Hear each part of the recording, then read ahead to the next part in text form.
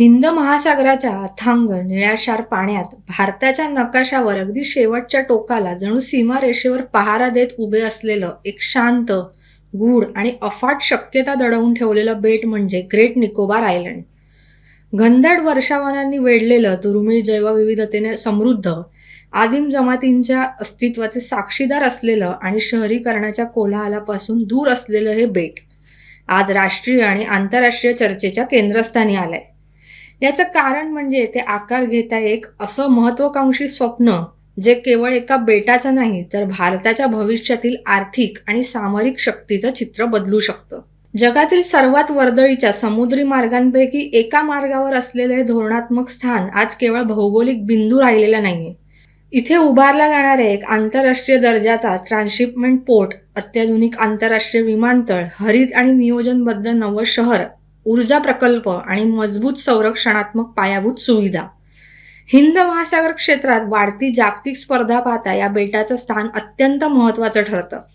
येथे मजबूत पायाभूत सुविधा उभारल्यास भारताची सागरी सुरक्षा, देखरेख क्षमता आणि आपत्कालीन प्रतिसाद यंत्रणा अधिक प्रभावी होऊ शकते. त्यामुळे हा ग्रेट निकोबार प्रकल्प खरोखरच भारतासाठी गेम चेंजर ठरेल का, याचंच सखोल, तथ्यपूर्ण आणि विश्लेषणात्मक उत्तर जाणून घेण्यासाठी पाहत राहा इन्फ्रावर बोलू काही. नमस्कार, न्यूज डंकामध्ये आपलं स्वागत आहे. अंदमान व निकोबार बेटे 836 बेटांचा समूह असून 2 गटांमध्ये विभागला गेलाय. उत्तरेकडे अंदमान बेटे आणि दक्षिणेकडे निकोबार बेटे. निकोबार बेटे 16 बेटांचा समूह असून त्यात दक्षिणेकडील ग्रेट निकोबार हे सर्वात मोठं बेट आहे.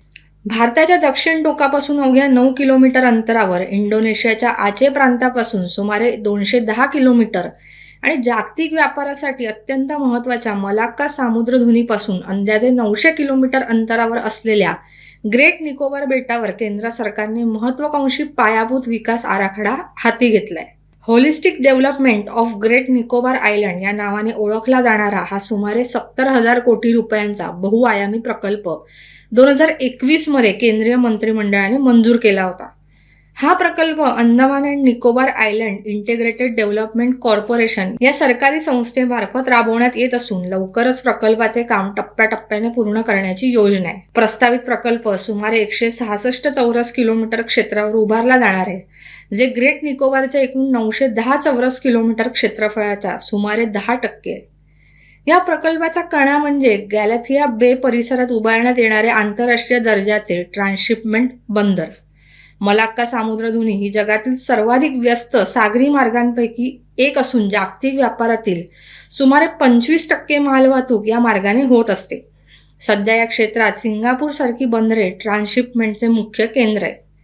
ग्रेट निकोबारमधील प्रस्तावित बंदरामुळे भारताला मलाक्का मार्गावरून येणाऱ्या 20 ते 30% प्रादेशिक माल वाहतुकीवर पकड मिळवण्याची संधी आहे.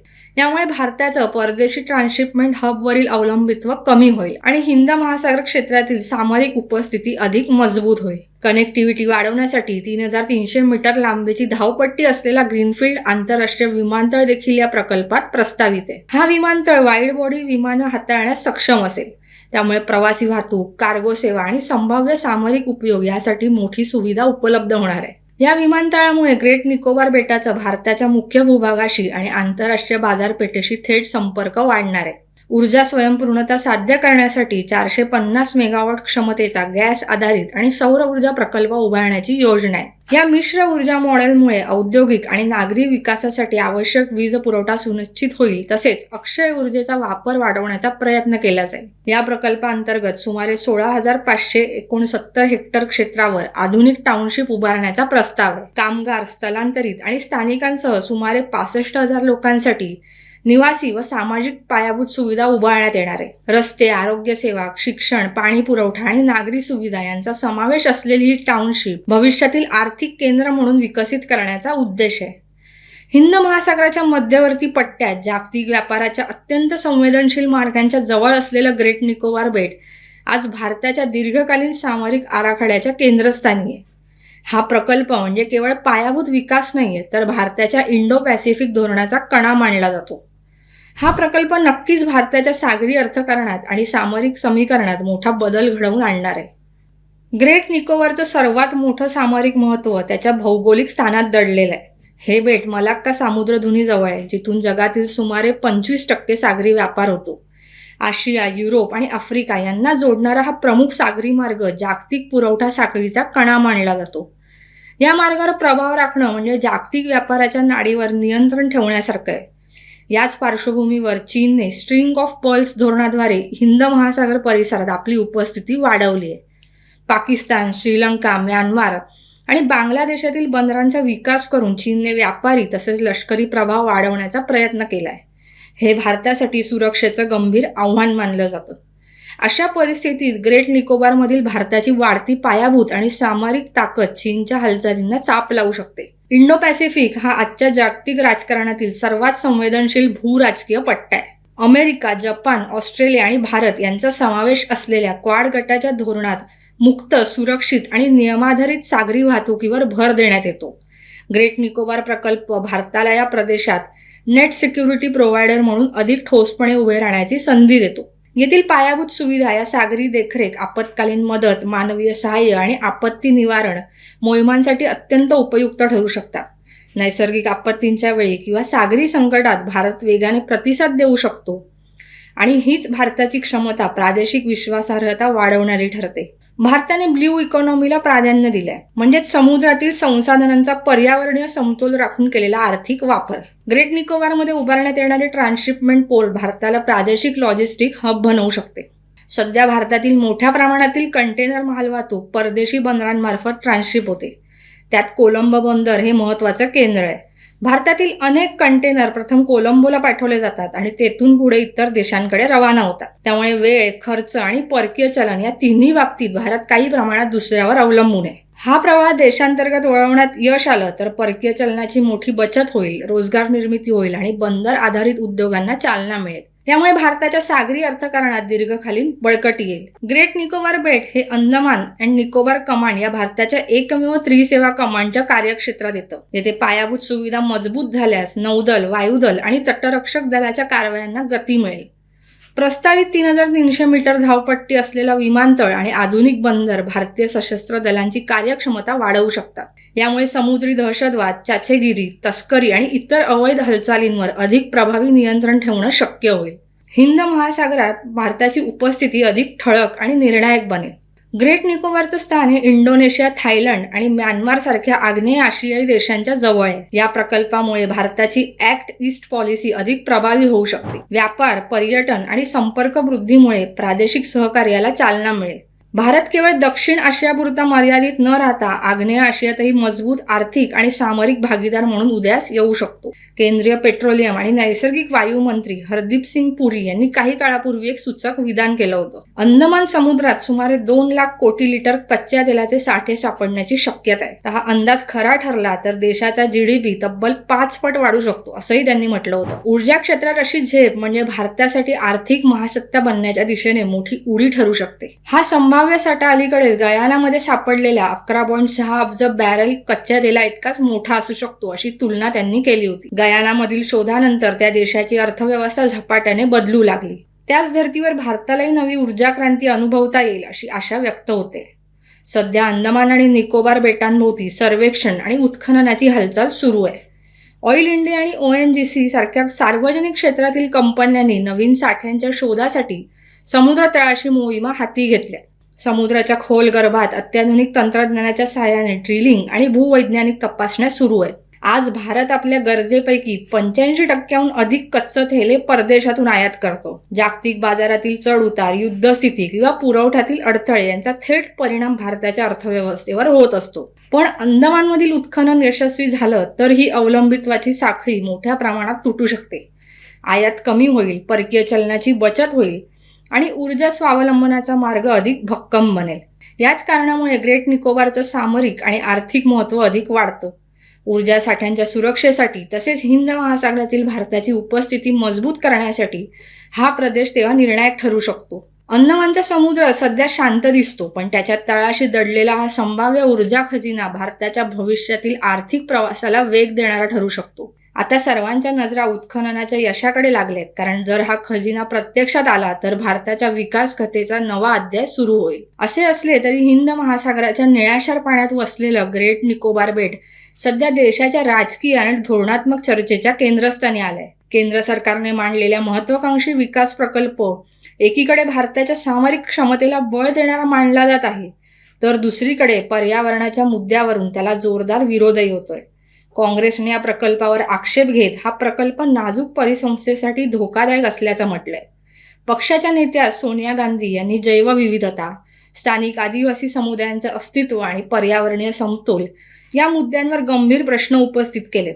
अशा मोठ्या प्रकल्पामुळे बेटावरील नैसर्गिक संपत्तीला अपरिवर्तनीय हानी होऊ शकते असा मुद्दाही त्यांनी मांडलाय. मात्र हेही लक्षात घेण्यासारखं आहे की ग्रेट निकोबारचं महत्त्व केवळ पर्यावरणापुरतं मर्यादित नाहीये. हे बेट हिंद महासागरातील महत्वाच्या आंतरराष्ट्रीय जलमार्गांजवळ आहे. एखाद्या विकास प्रकल्पाला काही ना काही कारणाने विरोध करून तो प्रकल्प म्हणजे जणू देशविरोधी कृत्य असल्याचं भासवून सामान्यांची दिशाभूल करायची ही काँग्रेसची जुनी सवय आहे. या प्रकल्पाबाबतीतही तेच सुरू आहे. 2004च्या त्सुनामी दरम्यान या भागातील लोकांनी त्यांची वडिलोपार्जित गावे गमावली, त्यांचं सर्वस्व गमावलं. त्यावेळी काँग्रेस सत्तेत होती आणि आधुनिक पायाभूत सुविधांसह समुदायांसाठी त्यांनी पुनर्बांधणी किंवा त्यांना मदत म्हणून फारसं काही केलेलं नाही. आज जेव्हा सरकार रस्ते, वीज आणि कनेक्टिव्हिटीचा प्रस्ताव देते तेव्हा काँग्रेसचा त्याला विरोध आहे. भूतकाळातील काँग्रेस सरकारांनी नाजूक परिसंस्थेचा हवाला देऊन अंदमान आणि निकोबार बेटांवर हवाई पट्टे, रडार सुविधा आणि बंदर विस्तार रोखले. परिणामस्वरूप हा द्वीपसमूह धोरणात्मकदृष्ट्या कमी वापरला गेला. आता मोदी सरकार याकडे लक्ष देत असताना पुन्हा काँग्रेस असाच एक विकास प्रकल्प रोखण्यासाठी कंबर कसून उभी असल्याचं दिसून येत आहे. ग्रेट निकोबार प्रकल्प हा केवळ एका बेटाचा विकास आराखडा नाही, तर तो भारताच्या भविष्यातील धोरणात्मक दिशा, राजकीय इच्छाशक्ती आणि पर्यावरणीय बांधिलकी यांची कसोटी आहे. ग्रेट निकोबार बेटावर उभारला जाणारा महत्वाकांक्षी विकास प्रकल्प जितका सामरिक आणि आर्थिकदृष्ट्या महत्वाचा आहे, तितकाच तो पर्यावरणीय आणि सामाजिक बांधिलकीसाठी महत्वाचा आहे. केंद्र सरकारनेही लक्षात ठेवलंय. सध्या प्रकल्पाला हिरवा झेंडा मिळालेला आहे. सुमारे 166 चौरस किलोमीटर क्षेत्रावर उभारण्यात येणारा हा मेगा प्रकल्प देशाच्या सागरी सामर्थ्याला नवी दिशा देऊ शकतो. मात्र त्याच वेळी जैवविविधता, आदिवासी हक्क आणि हवामान संवेदनशीलतेसंदर्भात गंभीर चिंता व्यक्त केल्या जात आहे. या प्रकल्पासाठी सुमारे 10 लाख झाडे तोडली जाण्याची शक्यता व्यक्त केली जाते. ही झाडे ग्रेट निकोबारमधील आदिम पावसाळी जंगलांचा भाग आहेत, ज्यांना शतकानुशतके विकसित झालेली नैसर्गिक परिसंस्था लाभलेली आहे. अशा जंगलांची पुनर्रचना करणे केवळ वृक्ष लागवडीने शक्य नसते, असा पर्यावरण तज्ज्ञांचा दावा आहे. ग्रेट निकोबार हा ग्रेट निकोबार बायोस्फिअर रिझर्वचा भाग आहे. या जैवविविधता राखीव क्षेत्रात अनेक दुर्मिळ आणि स्थानिक प्रजाती आढळतात. मोठ्या प्रमाणावरील जंगलतोडीमुळे स्थानिक परिसंस्थेचा समतोल बिघडण्याची भीती आहे. गॅलेथिया बे परिसर हा जगातील सर्वात मोठ्या लेदरबॅक समुद्री कासवांच्या प्रजननासाठी ओळखला जातो. मोठ्या प्रमाणावर बंदर विकास आणि जहाजांची ये-जा वाढल्यास या संवेदनशील अधिवासावर परिणाम होण्याची शक्यता आहे. याशिवाय निकोबारी मेगापोड, खाऱ्या पाण्यातील मगरी आणि दुर्मिळ प्रवाह भित्ती यांच्या अस्तित्वावरही प्रश्न निर्माण झाले. सागरी परिसंस्था एकमेकांशी जोडलेली असण्याने एका घटकातील बदल संपूर्ण साखळीवर परिणाम करू शकतो. या प्रकल्पाविरोधातील पर्यावरणीय आक्षेपांची दखल घेत राष्ट्रीय हरित लवादाने 2023 मध्ये उच्चाधिकार समिती स्थापन केली होती. समितीच्या अहवालाच्या आधारे लवादाने असं नमूद केलंय की पर्यावरण विभागाने दिलेल्या मंजुरीत आवश्यक सुरक्षात्मक अटींचा समावेश आहे. प्रवाळ भिंतींचं स्थलांतर, नवीन जंगलांची लागवड आणि कासवांच्या प्रजननासाठी वाळूच्या किनाऱ्यांचे संरक्षण या अटींवर प्रकल्पाला परवानगी देण्यात आली. ग्रेट निकोबार हे शोम्पेन आणि निकोबारी या आदिम जमातींचे पारंपरिक निवासस्थान आहे. विशेषतः शोम्पेन जमात ही जगातील अत्यंत दुर्मिळ आणि निसर्गावर पूर्णपणे अवलंबून असलेली जमात मानली जाते. त्यांचे जीवनमान जंगल, नद्या आणि नैसर्गिक संसाधनांशी घट्ट जोडलेलं आहे. सरकारने या जमातींचं विस्थापन होणार नाही असं स्पष्ट केलं असलं तरी मोठ्या प्रमाणावरील बांधकाम, रस्ते, बंदर आणि टाउनशिप विकासामुळे त्यांच्या नैसर्गिक अधिवासात होणारा हस्तक्षेप टाळणं कठीण असल्याची भीती व्यक्त केली जाते. ग्रेट निकोबार हे भूकंपप्रवण आणि त्सुनामी संवेदनशील क्षेत्रात येतं. 2004च्या हिंद महासागरातील त्सुनामीने या भागावर मोठा परिणाम केला होता. अशा परिस्थितीत मोठ्या पायाभूत सुविधांची उभारणी करताना दीर्घकालीन हवामान बदल, समुद्र पातळी वाढ आणि आपत्ती व्यवस्थापनाचा गंभीर विचार आवश्यक आहे. ग्रेट निकोबार प्रकल्प भारतासाठी सामरिक आणि आर्थिकदृष्ट्या परिवर्तनकारी ठरू शकतो. मात्र त्याचवेळी तो पर्यावरणीय आणि सामाजिक जबाबदाऱ्यांची कसोटीही आहे. विकास आणि संवर्धन यामध्ये संतुलन राखणं हेच या प्रकल्पाचं खरं आव्हान ठरणार आहे. एकूणच हिंद महासागराच्या विस्तीर्ण पट्ट्यात भारताचं सामरिक स्थान अधिक मजबूत करणारा, आर्थिक नकाशा बदलण्याची क्षमता असलेला आणि भविष्यातील जागतिक व्यापाराचे समीकरण नव्याने लिहू शकणारा प्रकल्प म्हणून ग्रेट निकोबार प्रकल्पाची आज ओळख आहे. हा विकास आराखडा आज खऱ्या अर्थाने गेम चेंजर म्हणून समोर येतोय. तर व्हिडिओ आवडल्यास नक्की लाईक करा, कमेंट करा आणि चॅनलला सबस्क्राईब करायला विसरू नका. धन्यवाद.